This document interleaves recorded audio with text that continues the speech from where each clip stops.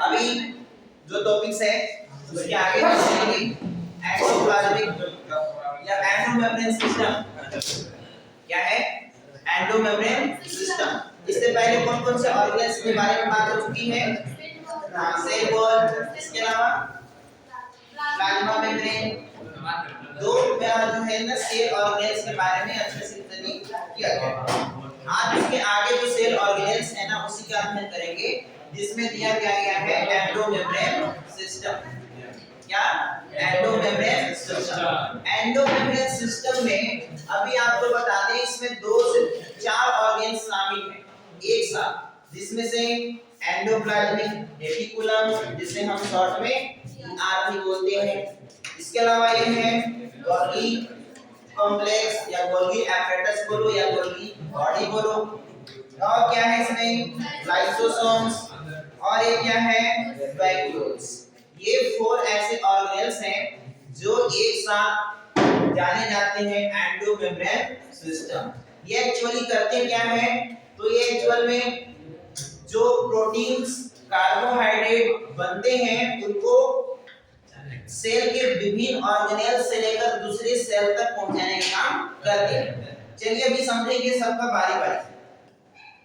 यहाँ पर देख सकते हैं एंडोमेम्ब्रेन सिस्टम का डायग्राम दिया हुआ है। ये देखिए जिसमें अभी आपको क्या दिखाई पड़ रहा है? ये देखिए यहाँ से ये वाला पार्ट्स, ये वाला जो पार्ट्स नजर आ रहा है ये पार्ट्स ये आपका एंडोप्लाज्मिक रेटिकुलम है। कहां से कहां तक? यहां से लेकर यहां तक ये एंडोप्लाज्मिक रेटिकुलम। और देखिए ये जो है यहां से लेकर यहां तक ये कौन है? गोल्गी बॉडी है। इसके अलावा यहाँ ये छोटे छोटे जो चीजें हैं जैसे ये वाला ये क्या है? लाइसोसोम। और जो छोटे छोटे ये चीजें हैं ये इसको हम क्या बोलेंगे? वैक्यूल्स या वेसिकल्स बोलेंगे। तो देखो ये सभी लोग होता क्या है ना एक्चुअल में कि यहाँ पर जो न्यूक्लियस है ये क्या है? न्यूक्लियस है। यहाँ पर क्या क्या होगा? जैसे कि मान के चलिए डीएनए सिंथेसिस होगा, डीएनए वगैरह का निर्माण होगा। इसके अलावा यहाँ पर बहुत सारी चीज जैसे कि आरएनए ये वगैरह का निर्माण होगा। उसके बाद जो आरएनए यहाँ पे आएगा कहाँ पर? एंडोप्लाज्मिक रेटिकुलम में। तो यहाँ पर राइबोसोम्स वगैरह भी अटैच होते हैं तो उनके द्वारा प्रोटीन बना दिया जाएगा। अब ये प्रोटीन कैसे यहाँ से निकल कर के गोल्गी बॉडी तक आएगा? कैसे? सपोज मान लीजिए कि यहाँ पर माइटोकॉन्ड्रिया है तो माइटोकॉन्ड्रिया तो कैसे आएगा? तो इन्हीं के मदद से इसी के अंदर से होते हुए पाथवे से होते हुए ये वेसिकल में बंद करेंगे और किसी अदर ऑर्गेनेल्स में क्या करेंगे? पहुंचाने का काम करेंगे। मतलब एक ट्रैफिक है, रास्ता है जो यहाँ बनेगा उसको बना करके इनकी इस रास्ते के थ्रू अलग अलग ऑर्गेनेल्स में या फिर दूसरे सेल्स में भेजने का काम किया जाएगा। तो चलिए समझते हैं बारी बारी से इन्हीं चारों ऑर्गेनेल्स को। सबसे पहले यहाँ पर देखिए एंडोमेम्ब्रेन सिस्टम में endoplasmic reticulum, endoplasmic reticulum diagram देखिए ये पूरा ये क्या है? इस तरह का नेटवर्क लाइन स्ट्रक्चर आपको नजर आएगा। ये है आपका क्या? Endoplasmic reticulum. देखिए ऐसे संरचनाएं हैं जो आपको नजर आ रही होंगी। आप यहाँ पर देखेंगे इसमें ये डॉट डॉट जैसे संरचना आ रहा है, दिखाई पड़ रहा है? ये है राइबोसोम। एक्चुअल में वो क्या है? राइबोसोम। और इस एंडोप्लाज्मिक रेटिकुलम, अब मान के चलिए कि एंडोप्लाज्मिक रेटिकुलम ऐसे ऐसे बना है, इसमें अटैच ये क्या है? राइबोसोम। तो इस वाले के साथ इसको हम बोलते हैं रफ एंडोप्लाज्मिक रेटिकुलम। क्यों? क्योंकि ये खुरदुरा बन जाता है। बिकॉज इसमें क्या होता है? राइबोसोम को जुड़ जाने के वजह से होता है। लेकिन इसी में देखिए यहाँ पर राइबोसोम अटैच इसमें नहीं है। ये भी एंडोप्लाज्मिक रेटिकुलम ही है, लेकिन क्या ऐसा स्ट्रक्चर आपको इसमें नजर आ रहा है? यहाँ से यहाँ तक नहीं आ रहा है। तो ऐसे की वजह से ना चिकना हो जाता है, तो इसको हम बोल देते हैं स्मूथ एंडोप्लाज्मिक रेटिकुलम, शॉर्टकट में SER। तो ये राइबोसोम प्रेजेंट जिसमें होगा, जिसके मतलब एंडोप्लाज्मिक रेटिकुलम के साथ अगर राइबोसोम अटैच है तो उस उसका नाम बन जाएगा RER या रफ एंडोप्लाज्मिक रेटिकुलम। और यदि मान के चलिए कि यहाँ पर राइबोसोम एंडोप्लाज्मिक रेटिकुलम के साथ जुड़ा हुआ या अटैच नहीं है, तब ये क्या हो जाएगा, स्मूथ एंडोप्लाज्मिक रेटिकुलम। तो ये रेटिकुलम जो होता है एंडोप्लाज्मिक दो प्रकार का, स्मूथ और rough, on the basis of present ribosome और अपस्टेट। आया समझ में? ठीक है। So these are the network tiny tubular. देखिए ये एक ट्यूबुलर है, इसी तरह से 1 2 3 4 5 इवन टू जितना भी काउंट करोगे ट्यूबुलर टाइप स्ट्रक्चर है, ट्यूब जैसा structure scattered in the cytoplasm. और ये कहां पे पाया जाता है, साइटोप्लाज्म में। न्यूक्लियस के बाहर सेल याद कीजिए, सेल के बाहर साइटोप्लाज्म में फैला हुआ रहता है। Endoplasmic reticulum divide the intracellular space into two compartment. क्या बोलते हैं, एंडोप्लाज्मिक रेटिकुलम जो है intracellular space into two compartment, देखिए दो भागों में बटा रहता है। एक ल्यूमिनल जो अंदर की साइड, और एक होता है एक्सटर्नल ल्यूमिनल जो कि इधर होता है साइटोप्लाज्म। देखिए ये वाला भाग जो है ना, देखिए ये वाला, इसको ल्यूमिनल बोलेंगे। क्या बोलेंगे, ल्यूमिनल, अंदर की ओर है। और एक देखिए आपके पास यहाँ पर इसके अंदर में ये होते हुए बाहर भी आएगा साइटोप्लाज्म में, जो आपके पास यहाँ पर आएगा ये वाला, तो इसको हम क्या बोलेंगे, एक्स्ट्रा या फिर एक्सटर्नल ल्यूमिनल। दो प्रकार के चीजों डिवाइडेड है, एक इंटरनल ल्यूमिनल और एक cytoplasm luminal.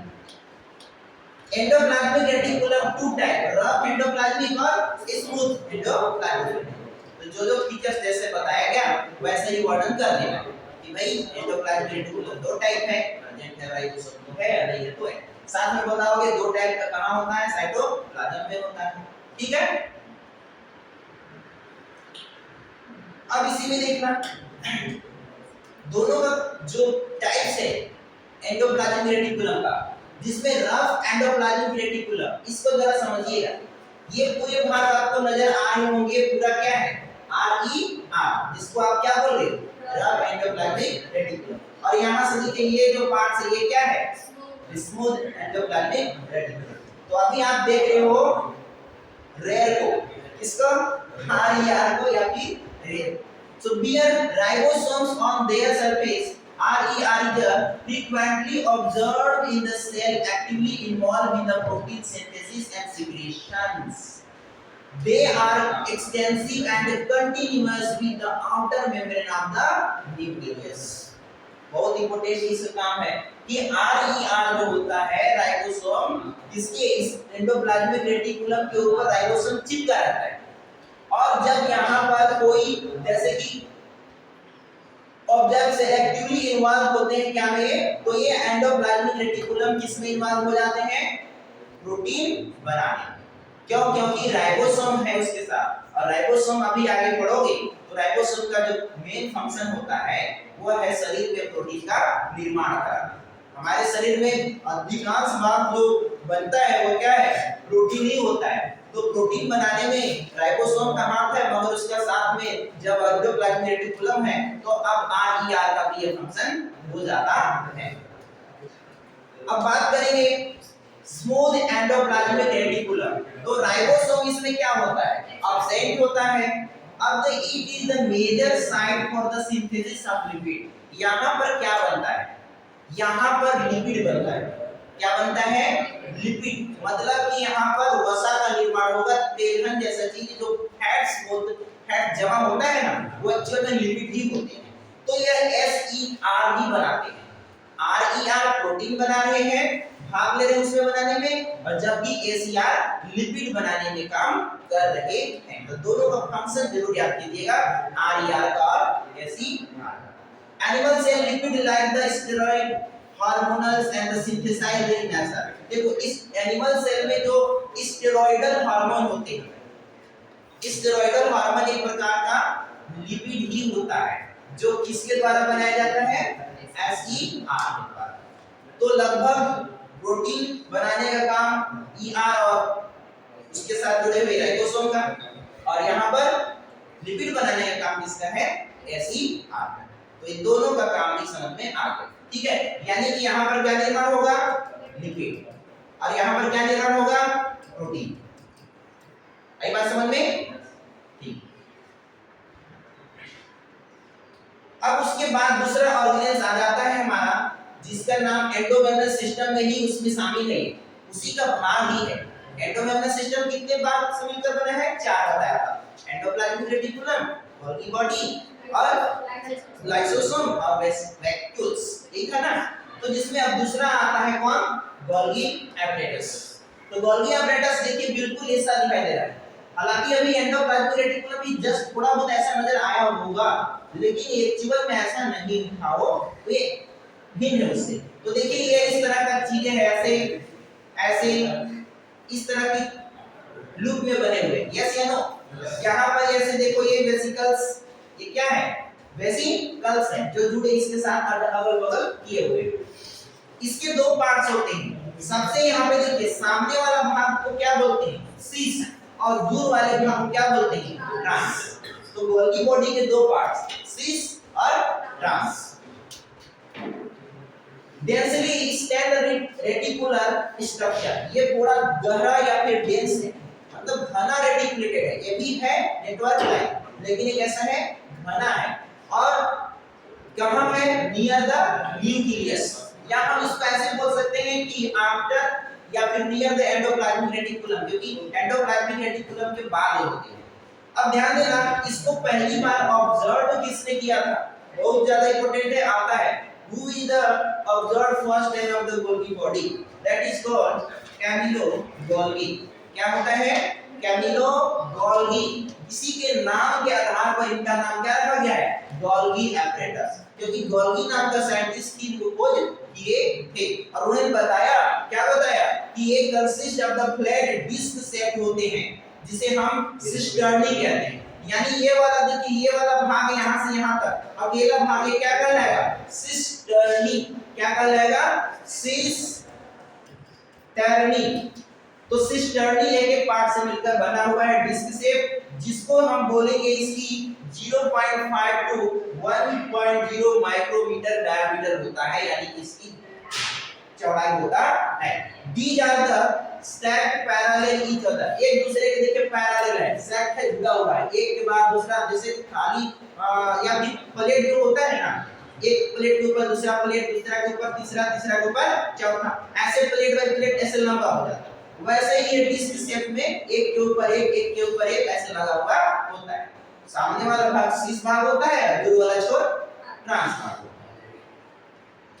So consistently arrange the with convex यानी cis forming face and the concave trans forming the face, the cis and trans face are the totally different but interconnected। देखिए बोल रहा है कि नीचे जो है आपका कैसा है?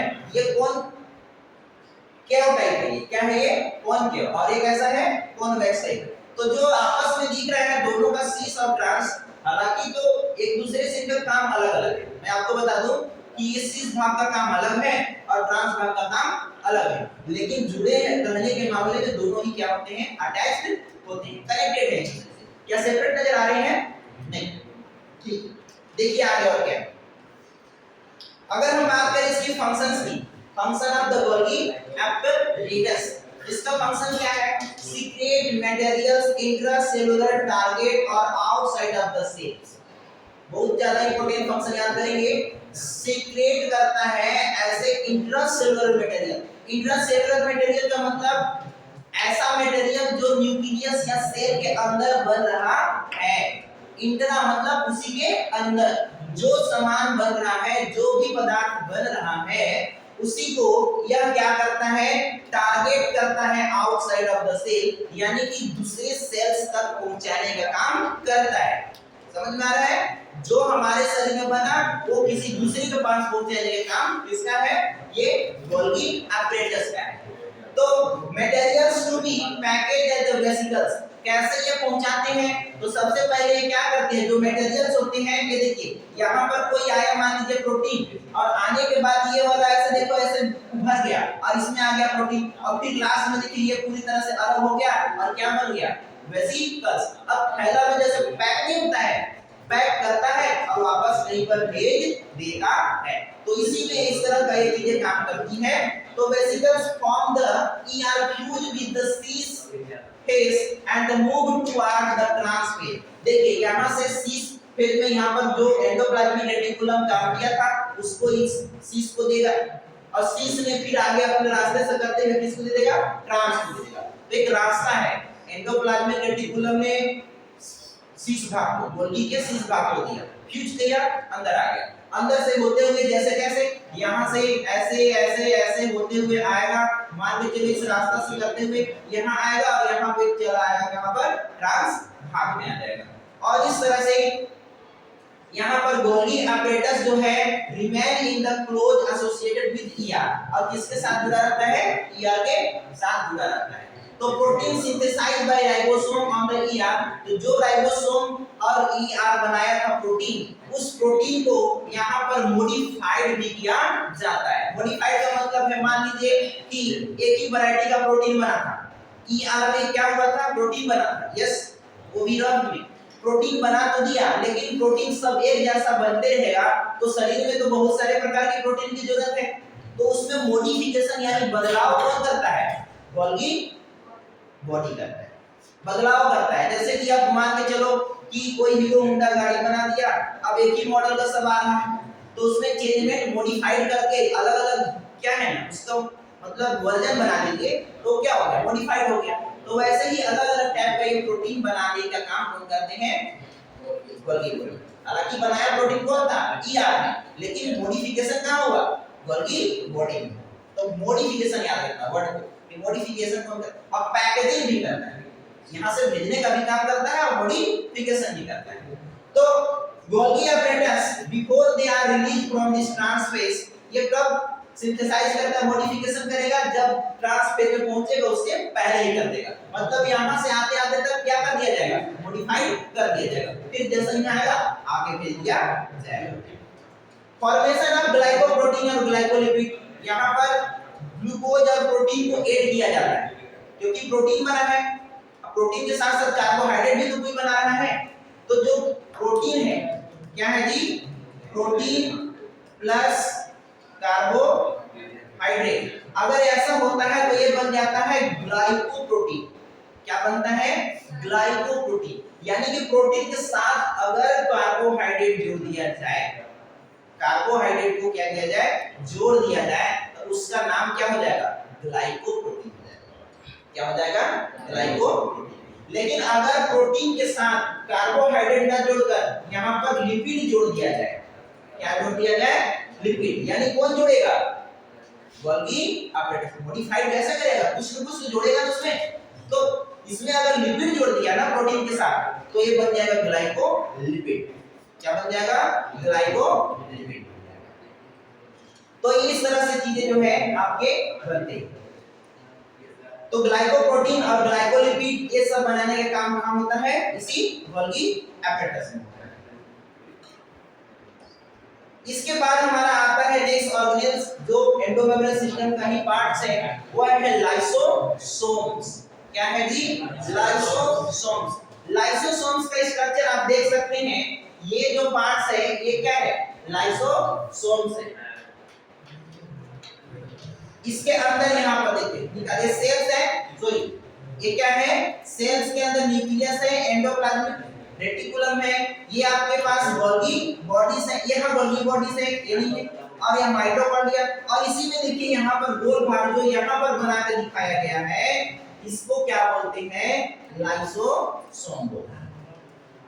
यही भाग क्या है, lysosome. Lysosome membrane bound vesicular structure, देखिए मेम्ब्रेन से घिरा हुआ वेसिकल फॉर्म में, वेसिकल मतलब कि चारों तरफ से घिरा हुआ छोटा सा गोला है, समझ में आ रहा है, गोला।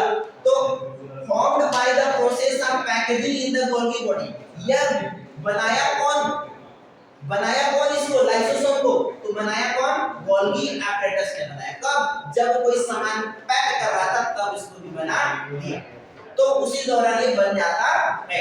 तो lysosomal vesicles contain almost all type of the hydrolytic enzymes, this is very IMP।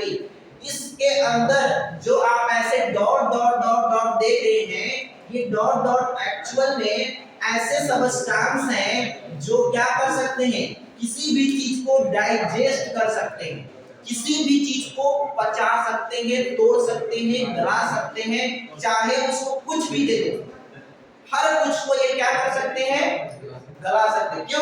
क्योंकि इसमें वो सभी एंजाइम हैं जो जिसको कि जो कह सकते हो कि किसी भी ऑर्गेनिज्म के लिए सही नहीं है, वो हर किसी को क्या कर सकता है, वो एंजाइम हाइड्रोलाइज कर सकता है, तोड़ सकता है।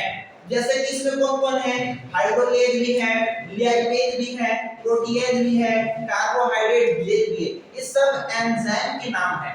लाइपेज यानी हर प्रकार के लिपिड को तोड़ने वाला, हाइड्रोलेज यानी हर प्रकार के वाटर से लेकर सब कुछ तोड़ने वाला, प्रोटीएज यानी कि प्रोटीन को तोड़ने वाला, कार्बोहाइड्रेट यानी कि कार्बोहाइड्रेट को तोड़ने वाला। जितने भी शरीर में बन रहे सबस्टांस उन सब को खत्म करने की क्षमता किसके अंदर है, लाइसोसोम के अंदर है।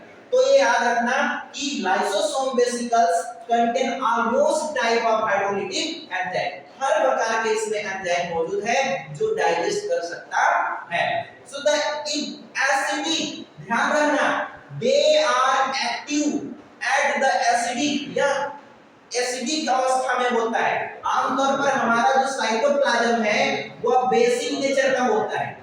कौन सा नेचर का होता है, बेसिक। आप लोग क्षार यानी एसिड बेस पढ़े होंगे, जिसका पीएच वैल्यू 7 से नीचे होता है उसको हम एसिड बोलते हैं, और पीएच वैल्यू से ज्यादा 7 से होता है तो बेस बोलते हैं। तो यहाँ साइटोप्लाज्म सेल्स में ना बेसिक नेचर होते हैं, दैट मींस कि 7 के अबव होते हैं। ब्लड का भी ना पीएच वैल्यू देखिएगा तो 7.4 के आसपास होता है, मतलब वो भी बेसिक नेचर होता है। लेकिन लाइसोसोम यहाँ पर कैसा नेचर का बोला जा रहा है, एसिडिक नेचर का हो रहा है।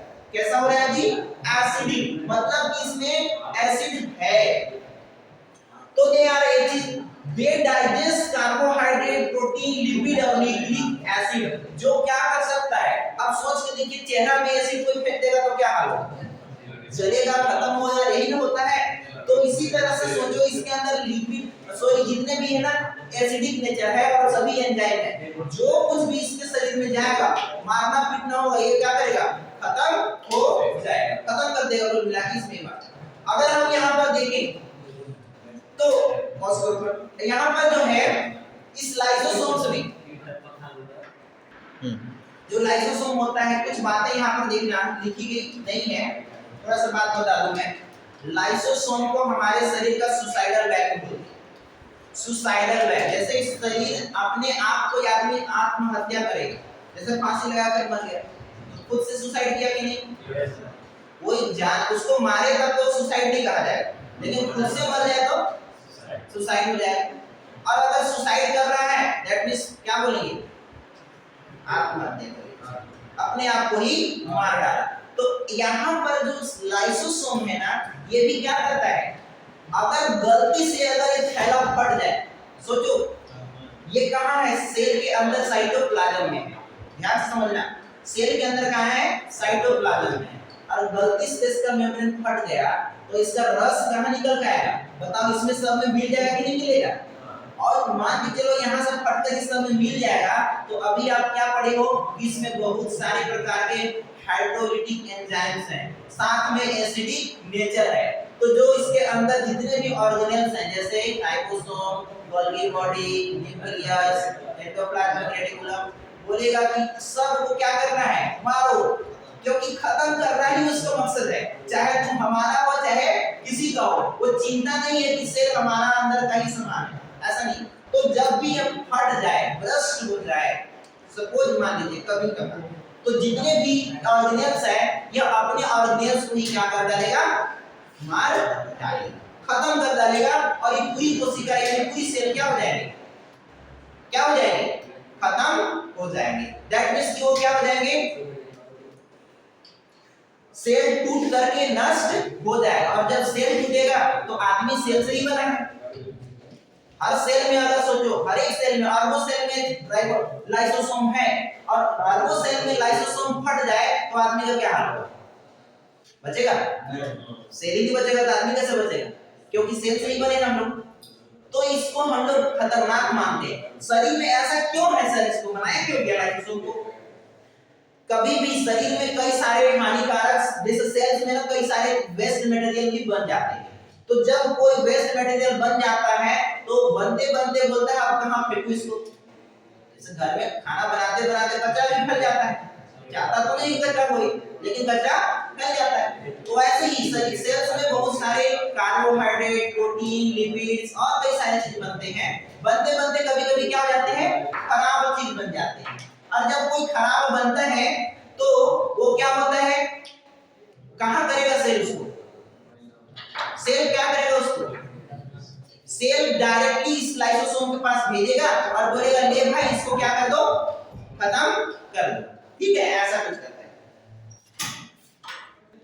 क्या बोलते हैं इसको, सुसाइडल बैग बोलते हैं।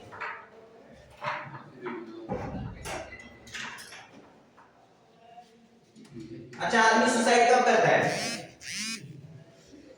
राजकुमार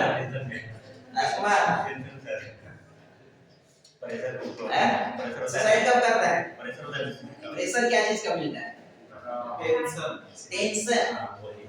क्या आदमी को टेंशन ऐसा हो जाता है कि शरीर ही खत्म करना पड़ता है। 12th वाला में तो मरता नहीं है, ऐसे ऐसे टेंशन में तो नहीं मरता। नहीं सर, उसके पास दिमाग नहीं था ना, तो मर जाते थे। नहीं उसके पास जो सहने की क्षमता है वो नहीं होता है। ठीक है, लेकिन बहुत बड़े बड़े महापुरुष जिसको हम समझते थे कि वो बहुत महान है, उनके जीवन में ऐसा नहीं हो सकता, वो भी सुसाइड कर चुके हैं। तो जिनके पास पैसा भी है, जिनके पास हर कुछ है, लगता ही नहीं क्या गम है, लेकिन वो कभी पता चला कि सुसाइड करके मर गए। रीजन क्या है,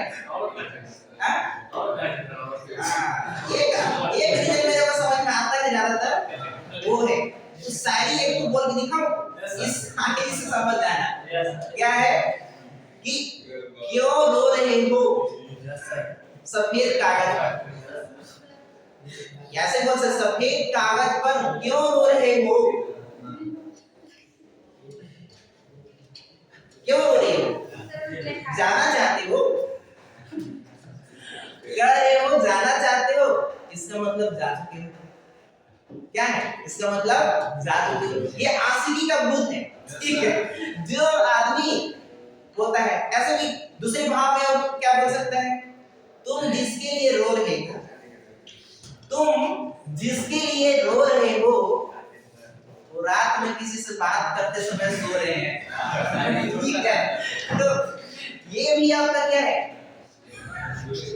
दर्द है, जो कि लोगों को सुसाइड करने पर मजबूर कर देता है। ऐसे पेनफुल सह पाता है ना। क्या क्या नहीं किया तेरी एक मुस्कान के लिए, क्या क्या नहीं किया तेरी एक मुस्कान के लिए, फिर भी तुमने छोड़ दिया एक अनजान के लिए। तो ऐसे होते हैं जहां पर क्या होता है, लोग ना सुसाइड करने पर मजबूर हो जाते हैं। तो वही बात है, सेल लाइसोसोम बोलता है, सेल बोलता है कि क्या क्या नहीं किया मैं अपने आप के लिए, लेकिन सारा लाइसोसोम निकला हमारे घातक प्राण के लिए। ठीक है, तो ऐसे काम होते रहते हैं। ठीक, तो ये लाइसोसोम का कमाल है। अब आगे देखिए,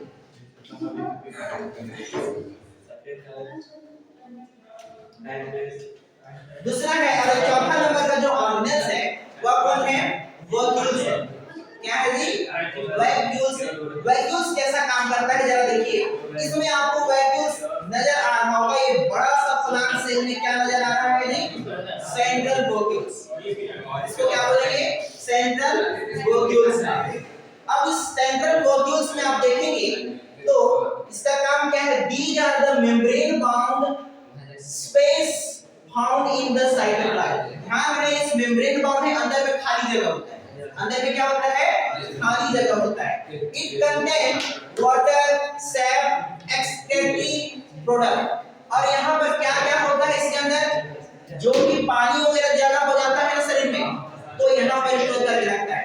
और जो एक्सक्रीटरी प्रोडक्ट होते हैं, जो बेकार मटेरियल्स हो जाते हैं, उसको भी सेल के इसी वैक्यूल्स में रखा जाता है। यूं कह सकते हो कि कचरा रूम है, गोदाम रूम है, जहां पर कचरे मतलब जितने भी कचरे हैं उसको रखा जाता है। So at the other material not used to the cells वो सब यहाँ पर रखे जाते हैं। जो यूजफुल नहीं है वो चल भैया पैक करते हैं। कहां? वैक्यूल्स में। तो जो सब भेज पैक करके बोला जा लाइसोसोम के पास जा। कहां जा? लाइसोसोम के पास जा। लाइसोसोम तेरा धज्जिया उड़ा कर देगा। तो इस तरह से ये काम करते हैं। Vacuoles is bound by the single membrane called the tonoplast. Vacuoles single membrane होता है, क्या होता है? सिंगल मेम्ब्रेन होता है जिसे हम क्या बोलेंगे? टोनोप्लास्ट। क्या बोलेंगे इसको? टोनोप्लास्ट बोलेंगे। तो याद रखना vacuoles के सिंगल मेम्ब्रेन को क्या बोलेंगे? Tonoplast. If the plant cell have vacuoles can occupy of 90% of the volume of the cell. बताइए प्लांट सेल का 90% भाग ही छेद कर रखा हुआ है। आपने पढ़ा था प्लांट सेल और एनिमल सेल में, जो vacuoles था प्लांट सेल में बड़ा था, लार्जर था, और एनिमल सेल में छोटा था या नहीं था। तो यहाँ प्लांट सेल में सबसे बड़ा होता है। लगभग इस सेल का 100% जो एरिया है ना, उस एरिया में से 90% एरिया को तो यही रखता है। बहुत ज्यादा मात्रा में 10% में सब एक कह सकते हो कि घर में 10 रूम है तो 3 रूम में दांत सोता है ना, एकदम चपाचप रख के रखा है। तो वही काम है यहाँ पर। बाकी लोग एकदम सिकुड़ कर हैं कि चल भाई ऐसा ये चीज।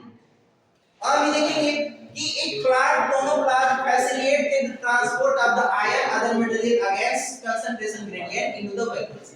ध्यान रखें ये यहाँ पर एक और भी काम करते हैं। वैक्यूल्स यानी टोनोप्लास्ट में क्या होता है? ऐसे मटेरियल्स को अंदर ले जाते हैं जो बाहर में कम होता है और अंदर में ज्यादा। तो ज्यादा से कम की ओर तो जाना सही लगता है कि चलो भाई ज्यादा था चला गया, लेकिन अगर कम है और फिर भी उससे लेना है तब तो हमें क्या चाहिए? ताकत चाहिए उसको लेने के लिए। तो अगेंस्ट कंसंट्रेशन ग्रेडियंट यानी कि यह एक्टिव टाइप का, कल हम बताया था एक्टिव और पैसिव, तो एक्टिव टाइप का यहाँ पर चैनल है जिसमें कि ये अगेंस्ट कंसंट्रेशन ग्रेडियंट के थ्रू अब मटेरियल को अपने अंदर लाने का काम करता है। Hence their concentration higher in the vacuoles than the cytoplasm. तो यह जो कि हायर होता है साइटोप्लाज्म में ज्यादा है कोई मटेरियल, लेकिन उसको खींच कर ले आता है कहां? वैक्यूल्स। तो in amoeba concentrated vacuole help the excretion. यहां पर देखिए अमीबा में जो कॉन्ट्रैक्टाइल वैक्यूल्स होते हैं, ये देखिए कॉन्ट्रैक्टाइल वैक्यूल्स, ये वाला भाग कॉन्ट्रैक्टाइल वैक्यूल्स है अमीबा के अंदर, जो क्या करते हैं? Help for the excretion. जो वेस्ट मटेरियल जो होते हैं, बेकार मटेरियल, वो सब इसके द्वारा निकाल लिए जाते हैं।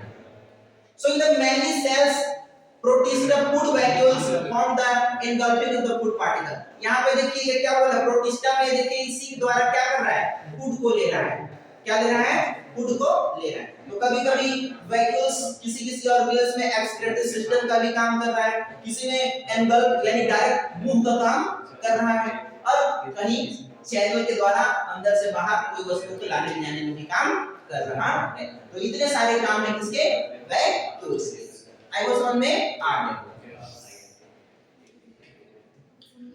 अब जो है इसके आगे जो अगली ऑर्गेनेल्स है अब बिल्कुल वो सेपरेट है। एंडोमेम्ब्रेन सिस्टम यहां तक क्या हुआ? खत्म हो गया। क्लियर? ठीक।